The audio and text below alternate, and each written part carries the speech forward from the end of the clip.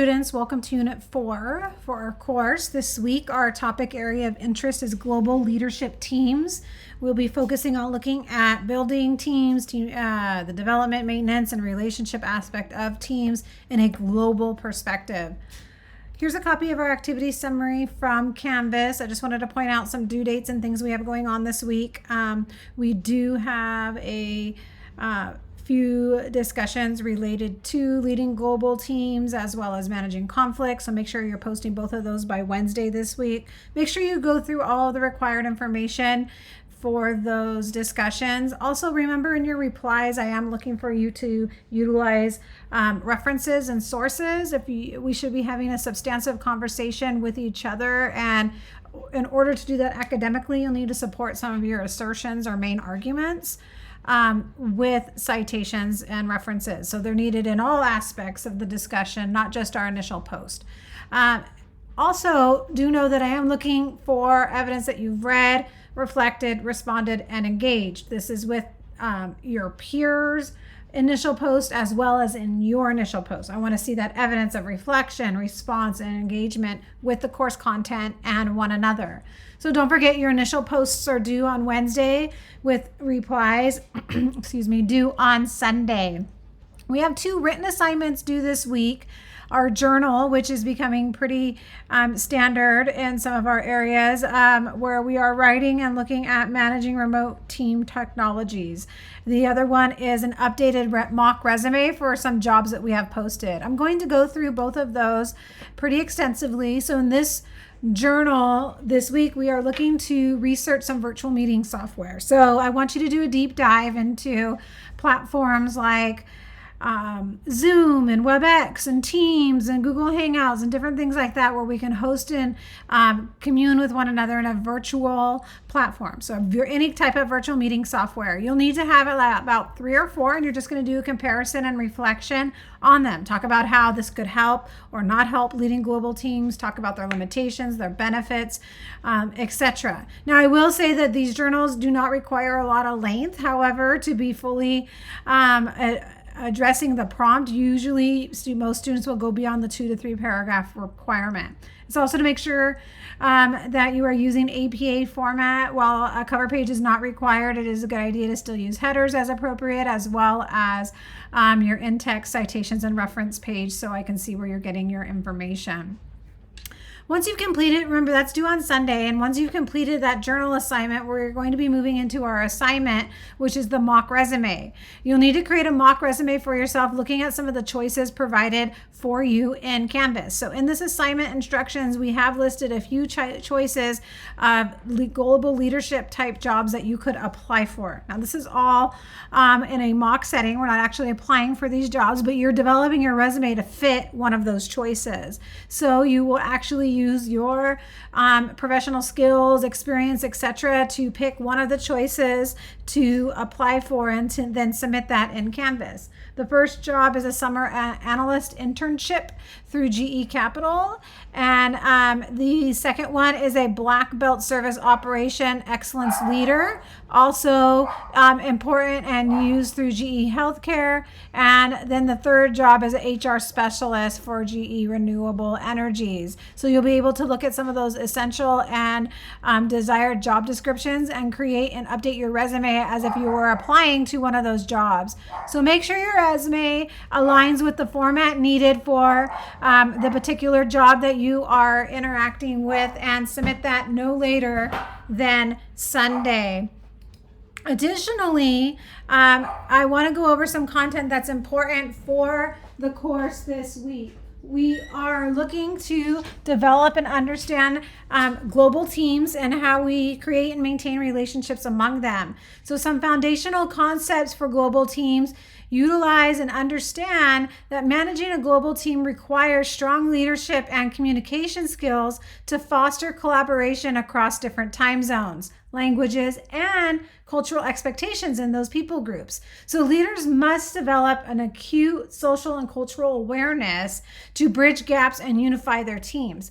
One of the biggest challenges in managing global teams is overcoming communication barriers and different work ethics influenced by cultural norms in those particular settings where the people reside. So we have to take into account that some people have different philosophies and expectation when it comes to their own personal work ethics, which are influenced by their own cultural norms. This is really important when managing a global team. Oftentimes we take into our own personal work ethic into account and utilize that in a way as a set of expectations in a team environment. This isn't always a great approach. We should obviously know that there may be some challenges when it comes to cultural and social awarenesses that can enhance this cohesion, but understand that different cultural groups have different expectations when it comes to work ethics. Also, when leaders embrace this type of diversity, they work to empower their employees. This is fostering an inclusive environment, and the results really can be very rewarding for the team.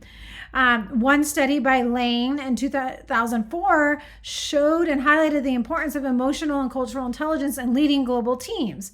This is important because this was found and noted in 2004 pre-remote work environments, right? So we're looking at some hands on the ground type of global leadership. Now that we are in these remote work environments, it's even of utmost importance to know the importance of emotional cultural intelligence of the leader, not just noting the challenges that are included through proximity like languages and time zones and some of the cultural expectations, but leading really must focus in the area of a leader developing key competencies around the cultural intelligences in the areas that they are representing their constituents, and it will help them to understand diverse perspectives and then grow in their own emotional intelligences for empathy and relationship building and ability to adapt to navigating the complexities of a global workforce in a remote setting. So remember, some of those key competencies really have a strong cultural intelligence as well as emotional intelligence, and have a solid foundation in the ability to adapt and be flexible. So as we're looking through that, I want to continue to build on this conversation as we look to design and build effective global teams. Effective global teams really require thoughtful design and intentionality among leadership to utilize specific strategies to be effective in this remote setting. Mendenhall mentioned in a study from 2018 that setting clear goals and defining roles early in the team building process helps align efforts for ensuring everyone is working towards the same objectives. Having clear objectives and management procedures also helps in the design phase to build an effective team. Leveraging technology like video conferencing, collaboration platforms, instant messaging tools is crucial for bridging communication gaps across different locations. Obviously, make sure that some of those platforms and softwares that you use fit within your closed or perhaps open system for your particular corporation or organization. For example, certain organizations will only want you to utilize their closed system. So if they utilize Microsoft and they want you to use Teams and messaging through Teams and all of that effective information, it kind of solves the problem for you in determining what type of technology would be effective. However, some organizations provide multiple platforms and ways in which to utilize instant messaging and different types of chat features and meetings with your employees. So then you may have some more freedom within that. Fostering a strong team culture is rooted in a shared value, and trust enhances this collaboration and cohesion amongst the team in a virtual environment.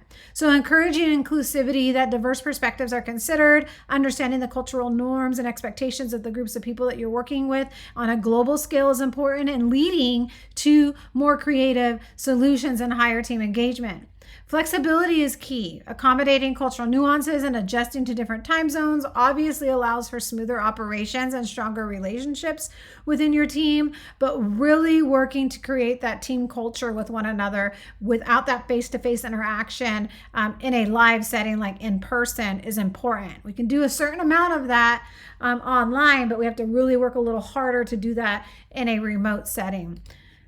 So there are 5 things that kind of help in the area of performance management in global teams. Communication is the obvious cornerstone of a successful global team. Leaders really need to work to ensure clarity in their messaging and practice cultural sensitivity to avoid misunderstandings that could arise due to different communication styles because of cultural norms and expectations of those groups of people.